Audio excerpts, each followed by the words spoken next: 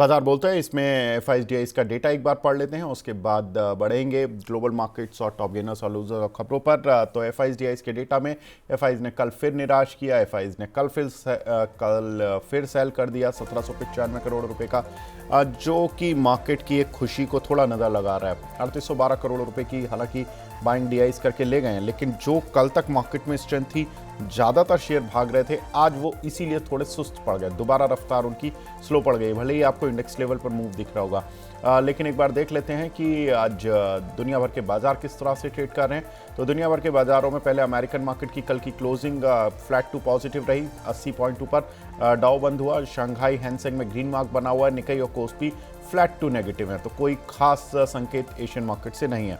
एक बार देख लेते हैं आज के टॉप परफॉर्मर कौन से शेयर हैं जो कि आज परफॉर्मर्स की लिस्ट में टॉप पर चले हुए हैं। तो जेबीएम ऑटो करीब 8% ऊपर, सुला वाइनयार्ड 8% ऊपर, वेप्सोल एनर्जी करीब 7% ऊपर, केएनआर कंस्ट्रक्शन और केआईओसीएल करीब 6-6.5% ऊपर।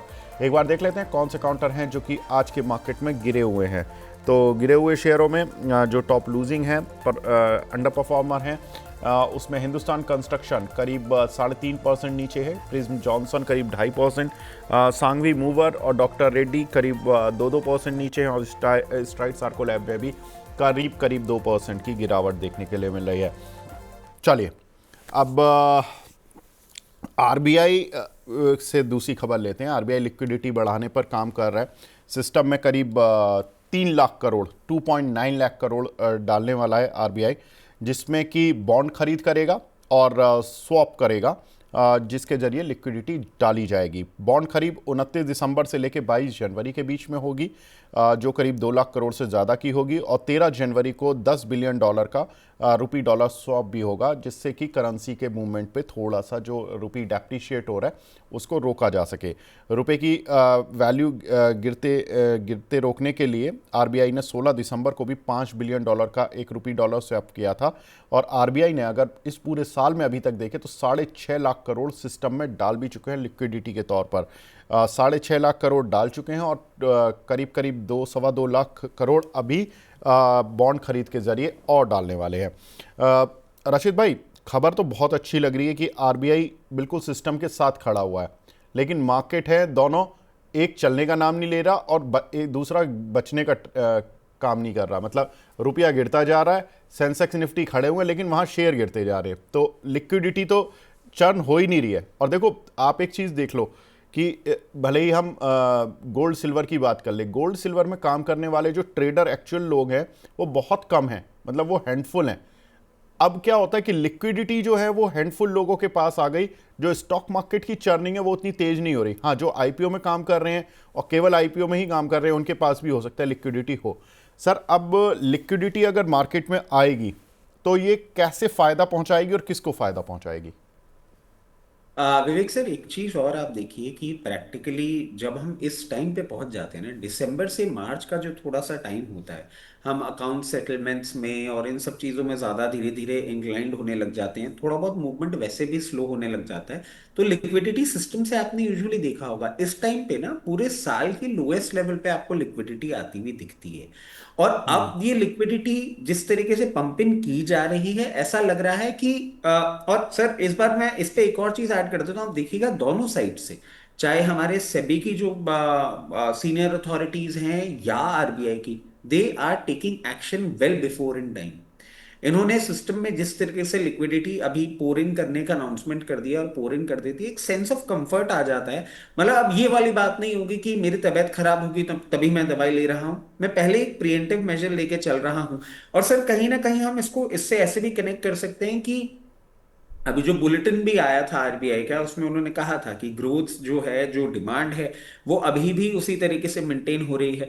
मेरी समझ से उसी डिमांड को कंटिन्यू रखने के लिए कहीं भी लिक्विडिटी क्रंच के चलते उस डिमांड पे आपको एक डेंट ना देखने को मिले, इसके लिए एक प्रिएंटिव मेजर ले लिया गया है, which is a very positive surprise. और नहीं, positive not surprise, a positive move, क्योंकि सर टू एन एक्सटेंड ये अनाउंस तो पहले ही हो गया था, रेट जब हमारी पॉलिसी आई थी उस टाइम थे, उसका क्वांटम जरूर बढ़ा दिया है, तो it's a very positive move. और पीएसयू बैंक्स में भी आपको एक अब वो अप मूव कंटिन्यू होता हुआ दिख सकता है और लिक्विडिटी एनहांस होगी सर। तो मैं समझता हूँ कि एक जो अंडर परफॉर्मेंस हमने एनबीएफसीज में देखा था, आपको वहां पे भी अब एक मूवमेंट आता हुआ दिख सकता है। तो ओवरऑल बैंक्स एंड एनबीएफसीज दोनों के लिए ही एक बहुत पॉजिटिव डायरेक्शनल मूव आपको देखने को मिल सकता है। ठीक है, अब हमारे साथ दूसरे खास मेहमान भी जुड़ चुके हैं। हमारे साथ वरुण एन जोशी जी जुड़ चुके हैं, डायरेक्टर हैं गोल्फी के। Varun ji, good morning. Good morning sir, good morning.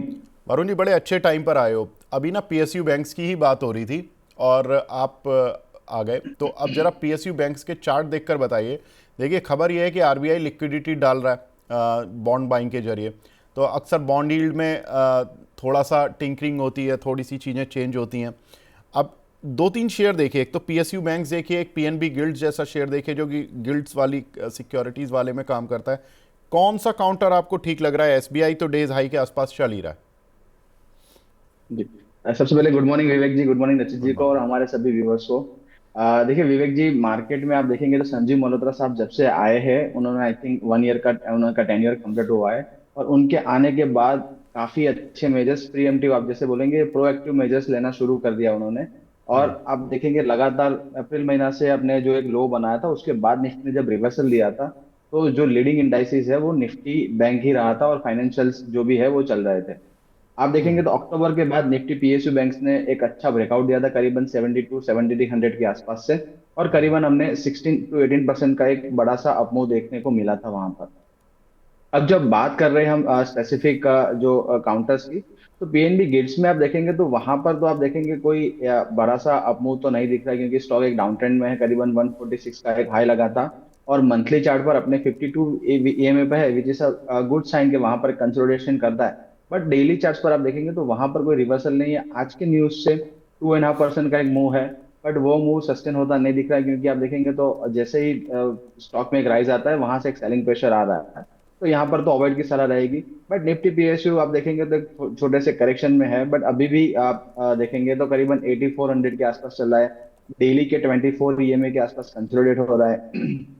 एक अच्छा करेक्शन हमें मिला 8600 से आसपास से। तो यहाँ पर अगर कंसोलिडेशन करके 8400 के ऊपर कुछ भी क्लोजिंग मिलती है, तो यहाँ पर और आगे अप मूव मिल सकते हैं हमें। और स्ट्रक्चर वाइज काफी पॉजिटिव अभी तो लग रहा है निफ्टी पीएसयू बैंक का चार्ट। ठीक है सर। और ये पीएनबी गिल्ट में कुछ लग रहा है क्या आपको?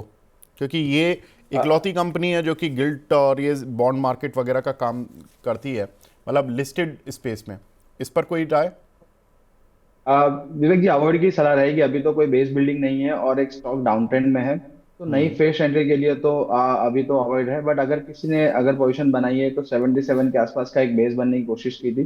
77 का एक स्टॉप लॉस रख के यहाँ पर चल सकते हैं। ठीक है, अगली खबर की तरफ बढ़ते हैं। देखिए, अगली खबर है अदानी पोर्ट्स पर। यह भी बड़ी अच्छी खबर आई है। ऑस्ट्रेलिया में न्यू क्वींसलैंड एक्सपोर्ट टर्मिनल की खरीद इन्होंने कर ली है, पूरी कर ली है। पहले ही बता दिया था इन्होंने एक्सचेंजेस को कि हम करने वाले हैं। इससे होगा क्या कि कार्गो वॉल्यूम बढ़ाने में कंपनी को मदद मिलेगी और 2030 तक कंपनी टारगेट कर रही है कि करीब 100 करोड़ टन कार्गो वॉल्यूम उनका हो जाएगा। कंपनी ने अब पहले ये एक्विजिशन पूरा किया, उसके बाद गाइडेंस भी बढ़ा दिया। आज अपनी इसी साल के लिए FY26 के लिए उन्होंने एबिटा गाइडेंस, जो पहले 21 से 22,000 करोड़ रुपए की दी गई थी इस फाइनेंशियल ईयर के लिए, वो बढ़ाकर अब 22,350 और 23,350 कर दी गई है। यानी कि जो पहले लोअर साइड की थी, जो हायर साइड की थी पहले 22,000 करोड़ की, उससे भी 350 करोड़ तो अब लोअर साइड की गाइडेंस है। और जो हायर साइड की है वो तो अब करीब 1200-1300 करोड़ रुपए ऊपर है। रशीद भाई, केवल एक क्वार्टर में, क्योंकि अब एक्विजिशन तो अभी पूरा हुआ है, तो इस क्वार्टर में तो I think October December quarter में हार्डली अब एक हफ्ता रह गया, तो एक हफ्ते से कितना ही फाइनेंशियल पर असर पड़ जाएगा। लेकिन ये सारा इम्पैक्ट दिखेगा हमें जनवरी मार्च क्वार्टर में, जो कि ये एक्विजिशन है। और कंपनी ने पहले ही बता दिया कि हमें एबिटा फ्रंट पर इतना फायदा होने वाला केवल एक क्वार्टर में। दैट मीन्स कि अगला साल तो और अच्छा होगा, जिसमें पूरा ही बेनिफिट हर क्वार्टर में मिलेगा। तो आप अदानी पोर्ट को देखकर बताओ कि कैसा लग रहा है सर आपको? देखिए विवेक सर, मतलब जब आप ये कैलकुलेशन पूरा बता रहे थे ना, तब मैं भी बैक ऑफ द माइंड यही बात वापस से रिकलेक्ट कर रहा था कि ये एग्जैक्टली नेक्स्ट फाइनेंशियल ईयर तो बहुत ही इसका सही हो जाएगा। जिस तरीके से ये प्लेस्ड भी है ना, आप देखेंगे विवेक सर, हम बहुत टाइम से इसके लिए बात कर रहे थे कि ये एक रेंज में ही मूवमेंट कर रहा है। दो जब हमने एक टाइम ये भी देखा था, इसका अगस्त में एक डाउनसाइड मूव हमको देखने को मिला था, बट अगर आप वैसे देखें मोटा मोटी अप्रैल से इसने अपनी रेंज से बहुत ज्यादा मूवमेंट नहीं किया है। अब ये ट्रेजेक्टरी ऊपर करता हुआ दिख रहा है, और अब जिस तरीके से इसने बेस फॉर्मेशन कर लिया, मैं समझता हूँ एक वो जो बोलते हैं ना एक सेंटर निकल के आता है, वो 1480 का निकल के आता है। 1480 से ज्यादा बहुत ज्यादा डाउनसाइड मूवमेंट अभी ये दिखाने का मुझे नहीं लगता। मुझे क्लोजिंग बेसिस पे 1480 1470 की रेंज में मेंटेन होता हुआ ये दिखता है। और अपसाइड की बात करें, ब्रेकआउट के लिए बहुत अच्छे से तैयारी कर रहा है। आज नहीं, जनवरी में ये ब्रेकआउट देता है। जैसे ही ये 1560 के ऊपर आपको मेंटेन करता हुआ दिखेगा, 1640 से 1680 के लेवल्स तो आपको बहुत जल्दी देखने को मिल सकते हैं। एक बार हम देख लें जिस तरीके से जनवरी मार्च क्वार्टर की ये अपना प्रिडिक्शन कर रहे हैं, एक एस्टिमेट्स दिए हैं, अगर उनको ये मीट करते हैं या उनके आसपास भी पहुंचते हैं, तो मैं समझता हूं ये क्लियर केस री रेटिंग कैंडिडेट बन सकता है। एंड इन दैट केस मुझे कोई आश्चर्य नहीं होगा कि आपको ये 2000 से 2200 रुपए तक के लेवल्स भी अगले साल दिखाने का दमखम रखता है। ठीक है, ये तो बात रही फंडामेंटल और लॉन्ग टर्म के लिए। लेकिन एक वरुण जी से टेक्निकल चेक भी ले लेते हैं। वरुण जी, फटाफट से बताएं कि अगर शॉर्ट टर्म में किसी की पोजीशन हो इस एक्सपायरी तक के लिए, या एक आध महीने की वाली पोजीशन, तो उसमें क्या सपोर्ट रेजिस्टेंस दिख रहे हैं आपको? जी विवेक जी, आपको रिकॉल करा दो, हमारे एफएनओ वाले शो के अंदर भी हमने अदानी पर एक बाय रेकमेंड दिया था करीबन इसी लेवल पे। तो यहाँ पर 1475 का एक स्टॉप लॉस हमने रखा था, और 1475 आप देखेंगे तो एक दो बार वहां पर रिटेस्ट भी हुआ था, और 1500 1510 के आसपास के हमें आपको मिल रहा है। 1525 एक रेजिस्टेंस जोन है, 1525 जैसे ही क्लियर करता है 1575 टू 1600 के टारगेट यहाँ पर शॉर्ट टर्म में बन सकते हैं। और थोड़ा सा लंबा नजरिया है, किसी को एक्यूमुलेट करना है, तो 1435 1440 would be a very good zone to enter. आप देखेंगे वहां पर एक लॉन्ग टर्म सपोर्ट था, 1465 के आसपास एक ब्रेकआउट मिला और 1525 के आसपास गया था। तो 1465 के आसपास तो आप देखेंगे काफी बढ़िया बेस है, बट किसी कारणवश नीचे आता है तो वहां पर आपको एक्यूमुलेट करने का चांस मिलता है। 1435 पर क्लोजिंग बेसिस पे लॉन्ग टर्म के लिए आप रख सकते हैं, करीबन 1800 के टारगेट यहाँ पर लॉन्ग टर्म में बनते हुए देख सकते हैं। ठीक है। अगला काउंटर विक्रांत इंजीनियरिंग, 2035 करोड़ रुपए का ऑर्डर मिला है ऑनिक्स रिन्यूएबल से सोलर पावर प्लांट डेवलपमेंट के लिए। विक्रांत इंजीनियरिंग हाल की लिस्टिंग है। इस काउंटर पर भी काफ़ी सवाल आते हैं। आज 12% ऊपर है इस खबर से। रचित जी, कैसे देख रहे हो इस काउंटर को फंडामेंटली? देखिए, I am so sorry wake sir, fundamentally मैंने बहुत ज़्यादा इस पे कवरेज नहीं किया है। I will not be the right man जो फंडामेंटली इस पे कोई कमेंट कर पाए। That is my bad. But अगर वरुण भाई के होते हुए भी आप बोले तो मैं टेक्निकल ग्राउंड्स पे आपको कवरेज दे सकता हूँ, but I think he is a better man to give a technical coverage on you know the stock. ठीक है। ये काउंटर देखिए, मैं वैसे बता दूं कि इनकी जो जून 25 तक जो ऑर्डर बुक थी, वो करीब 5,000 करोड़ रुपए की थी। उसमें से अनएग्जीक्यूटेड ऑर्डर बुक करीब 2444 करोड़ रुपए थी। तो यानी कि जनरली कंपनी 2,500-3,000 करोड़ रुपए की ऑर्डर बुक पर काम करती है। ऐसे में 2,000 करोड़ का ऑर्डर मिलना कंपनी के लिए एक बड़ा ऑर्डर कहा जाएगा। यही ऑर्डर अगर L&T या किसी बड़ी कंपनी को मिला होता तो शायद उनकी ऑर्डर बुक में पता भी नहीं चलता कि कहाँ समा गया। लेकिन ये 2,000 करोड़ का ऑर्डर इस कंपनी के लिए काफ़ी इंपॉर्टेंट हो जाता है, इसीलिए काउंटर पर आज मूव भी है। वरुण जी, ये काउंटर का मूव कहाँ तक जा सकता है?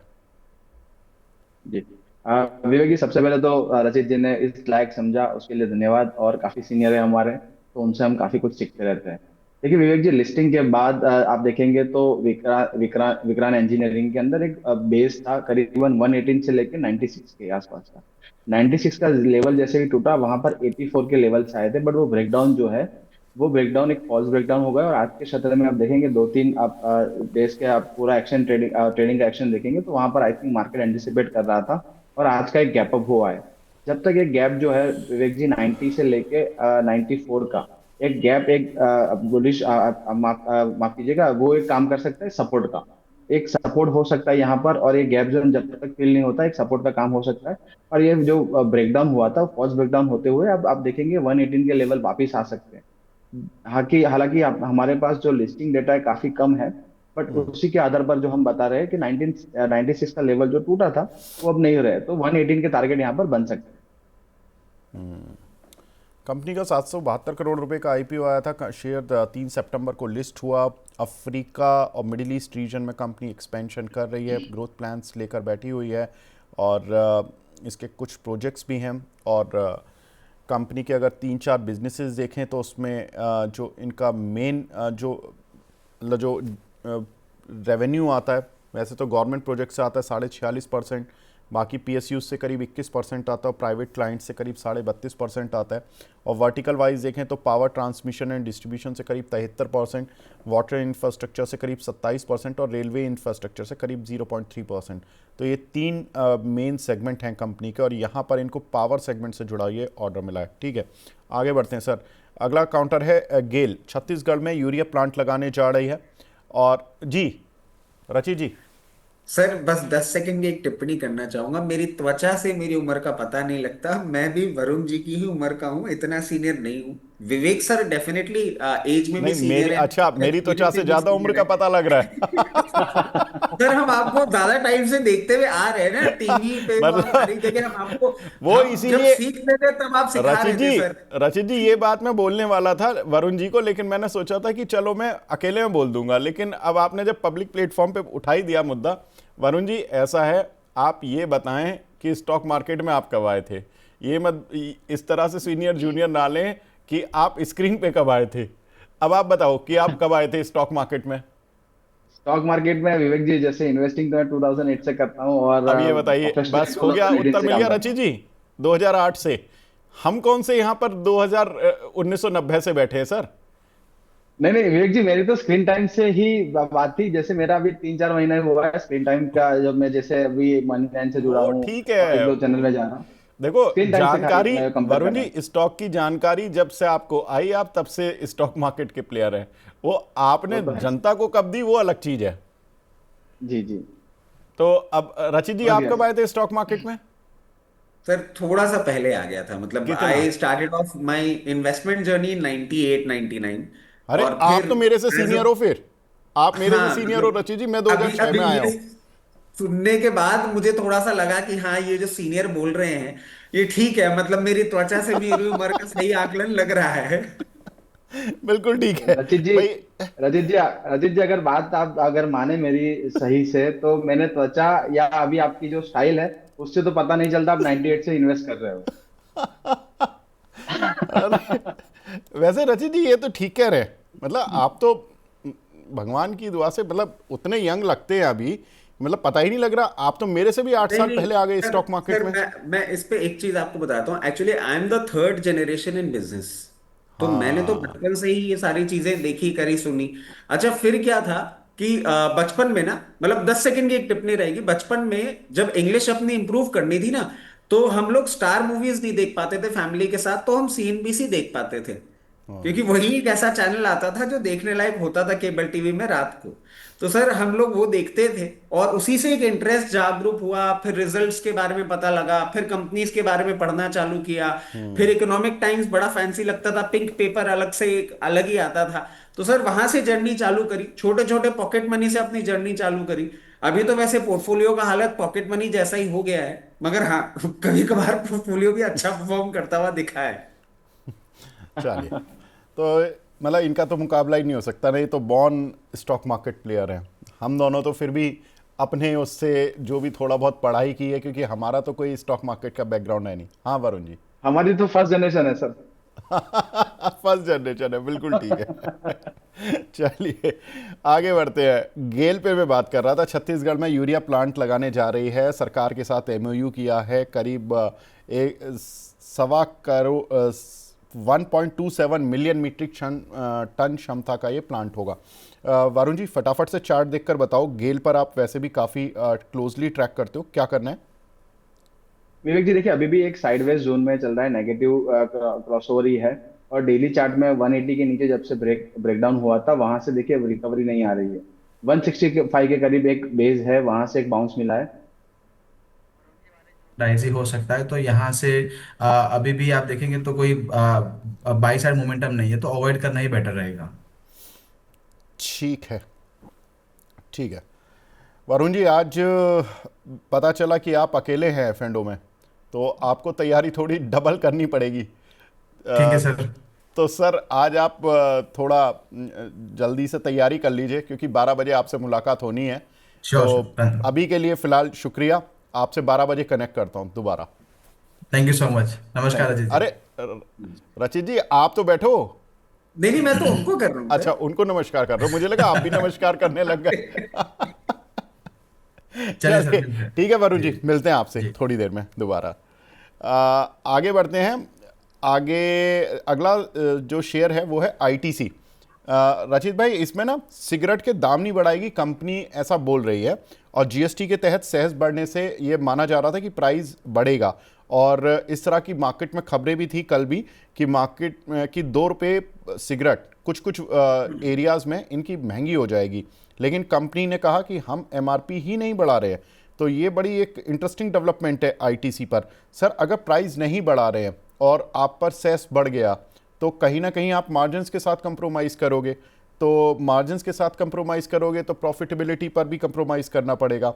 ऐसा फील हो रहा है आईटीसी को देखकर, या कोई और तरीका है कि आईटीसी अपनी प्रॉफिटेबिलिटी को मेंटेन करे, ग्रोथ को मेंटेन करे और शेयर पर कोई इम्पैक्ट ना हो? सर कैसे देखें आईटीसी को?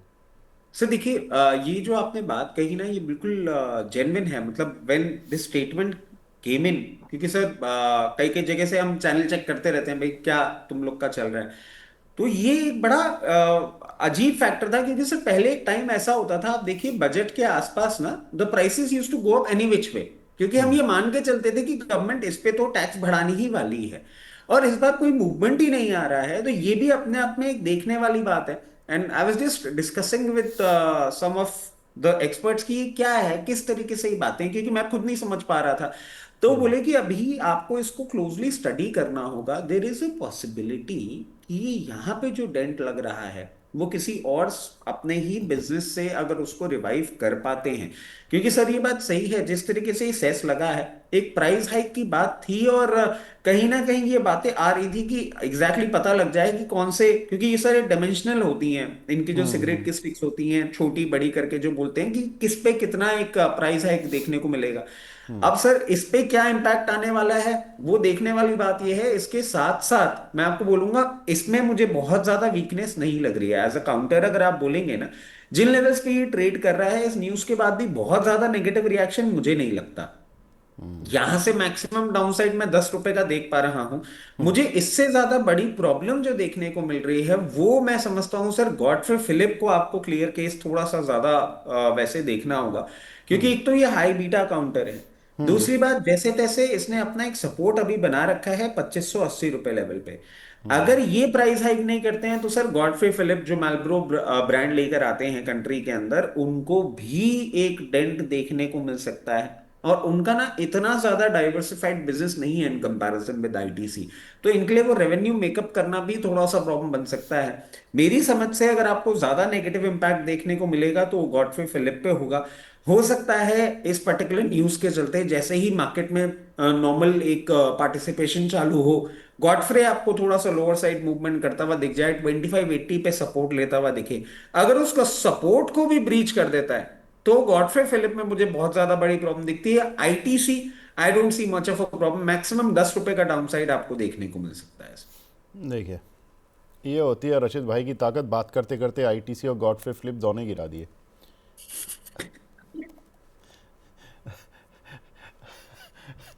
अब चलिए ठीक है, अब प्रदीप जी जुड़ गए हैं और मसाला लगाने के लिए। Pradeep ji good morning, PSD capital के हेड है। हाय, गुड मॉर्निंग। गुड मॉर्निंग आपको, रचित जी को, एंड सारे व्यूअर्स को।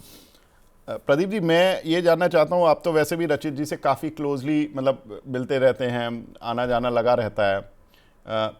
अल्कोहल वाले शेयरों पर तो इनका महारत है ही, अभी सिगरेट के शेयरों पर भी इन्होंने ने बड़ी अच्छी टिप्पणी दी, और वो शेयर चूँकि ख़राब खबर थी तो दोनों इनकी बातों से गिर भी गए। तो मतलब आप इनके बारे में कुछ, हर बार तो ये बताते ना आपको कि ये गुड़गांव आए, बॉम्बे आए, कुछ बताना चाहेंगे आप इनके बारे में? आज मैं आपको मौका नहीं दे रहा हूँ। नहीं नहीं, डेफिनेटली रचित जी का दोस्ती सर सिर्फ मुझसे नहीं है, वो सब लोगों के साथ ही हाथ मिला के चलते हैं। फिलहाल वो अभी हमने वो उतना दूर सीख नहीं पाए। और रचित जी का नो डाउट फंडामेंटल टेक्निकल तो दोनों ही अच्छा है। कल सर ये जो आपने अभी बताया ना, कल मैंने इसीलिए दोपहर का शो कर रहा था। दोपहर के शो में मैंने जीएम बेवरेज का कॉल दिया था, संदीप जी के साथ था, और आज 10% ऑलमोस्ट ऊपर है। अच्छा। मुझे लगता है कि एक अपडेट भी मुझे देना था। करेंट जोन से एक बार प्रॉफिट बुक करने का भी सलाह रहेगा। इनफैक्ट सेकंड टारगेट के लिए अभी भी ओपन है। अभी कल दोपहर को ही कॉल दिया था, आज 10% ऊपर है। आई थिंक जिन्होंने भी ट्रेड एग्जीक्यूट किया होगा उनको बहुत ही बढ़िया प्रॉफिट हो रहा है। तो एक बार प्रॉफिट बुक करने का भी सलाह रहेगा इसमें। जी। बहुत बढ़िया।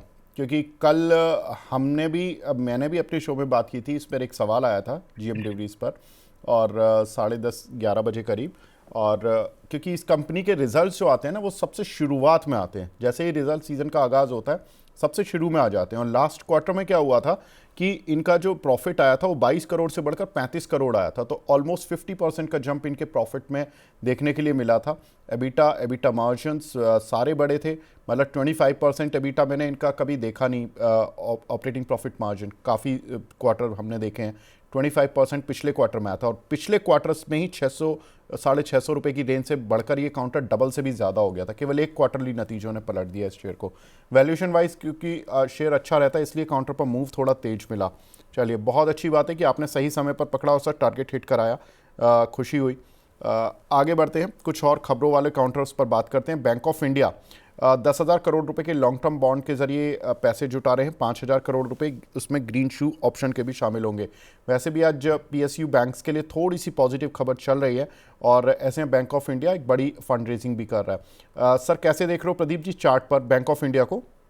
अब देखिए, मुझे लगता है कि पीएसयू में थोड़ा तो प्रॉफिट बुकिंग आना है, क्योंकि हमने देखा है चार्ट में 120 125 के आसपास जब भी ब्रेकआउट आया था, एक लगातार एक तरफा रैली हुआ। अब रेसिस्टेंस के आसपास आ गया था 151, इनफैक्ट 151 के आसपास ही एक टॉप बना के थोड़ा बहुत नीचे आ रहा है। मैं एक्सपेक्ट कर रहा हूँ फिर से एक बार 132 135 इजीली पॉसिबल होगा। लेकिन अगर आपका व्यू शॉर्ट टर्म में है, डेफिनेटली आपको एक बार प्रॉफिट बुक करना चाहिए। लेकिन अब अगर आपका व्यू एटलीस्ट 8 महीना, 10 महीना, 12 महीना है, मुझे लगता है कि आपको बने रहना चाहिए। अगेन जो नेक्स्ट रेसिस्टेंस है 151 155, ये जो रेंज है, इसके ऊपर जैसे ब्रेकआउट आएगा अगेन आपको 175 180 का प्राइस आते हुए दिखाई देंगे। बट इसके लिए आपको बहुत ज़्यादा पेशेंस का ज़रूरत है, और वो पेशेंस आपके अंदर है तभी आप बने रहिए। लॉन्ग टर्म व्यू कुछ भी चेंज नहीं है, शॉर्ट टर्म में थोड़ा बहुत प्रॉफिट बुकिंग मैं यहाँ पे एक्सपेक्टेशन कर रहा हूँ। बेलराइज इसराइल की कंपनी के साथ डिफेंस सेक्टर में करार किया है। प्लाजन सासा के साथ, जो इसराइल की कंपनी है, उसके साथ मिलकर इंडिया में डिफेंस अपॉर्चुनिटीज़ ये कंपनी ढूंढेगी। कल इसमें प्रमोटर लेवल पर एक ब्लॉक डील भी हुई थी, काउंटर पर मूव भी था। आज भी मूव है, लेकिन उतना बड़ा नहीं जितना कल था। 172 रुपये पर चल रहा, करीब 2.25% ऊपर है। रशिद भाई, इसको फंडामेंटली कैसे देखते हो आप बेलराइज को? देखिए विवेक सर, बेलराइस को अगर आप बहुत क्लोजली स्टडी करेंगे, ये ऑटो एंसिलरी में भी है, डिफेंस स्पेस में भी, जैसे अभी आपने बताया एक न्यूज़ ये बाहर आई है। और कहीं ना कहीं दोनों ही लेवल्स पे जो इनके प्रोडक्ट लाइनअप है, अगर आप वो देखेंगे ना, तो बहुत क्रूशियल हैं। जैसे हो गया, और ये जो इनिशियल सेटअप्स होते हैं, इनमें इनका बहुत अच्छा फोटे, बहुत अच्छा R&D है। और कंपनी बहुत अच्छा परफॉर्म कर रही है, क्लाइंटेल भी बहुत अच्छे हैं इसके पास। ये जो एक हमने एक कल मूव देखा था, उसके बाद हल्का सा कूल ऑफ कर रहा है, बट मुझे नहीं लगता कोई बहुत बड़ी इसमें प्रॉब्लम है। आईपीओ के टाइम से ही एक पॉजिटिव कवरेज मेरा भी रहा है, और फॉर्चुनेटली प्रदीप भाई भी यहाँ बैठे हैं, इन्होंने भी लोअर लेवल से ही इसको रिकमेंड कर रखा है। मैं समझता हूँ अभी आपको हल्का सा एक कूल ऑफ होता हुआ दिख सकता है, बहुत ज्यादा कोई बड़ी प्रॉब्लम नहीं है। 164 166 का एक लेवल है, बहुत क्रूशियल सपोर्ट है। वहां तक अगर आपको मूव करता हुआ भी आ जाए तो कोई प्रॉब्लम वाली बात नहीं है, आप पोजीशन अपनी मेंटेन करें। 188 के लेवल्स बहुत जल्दी आपको ये दिखाने का दमखम रखता है, और एक बार 188 के ऊपर सस्टेन करता है तो आपको 100+ मूवमेंट्स भी आपको ये करता हुआ दिखा पाएगा।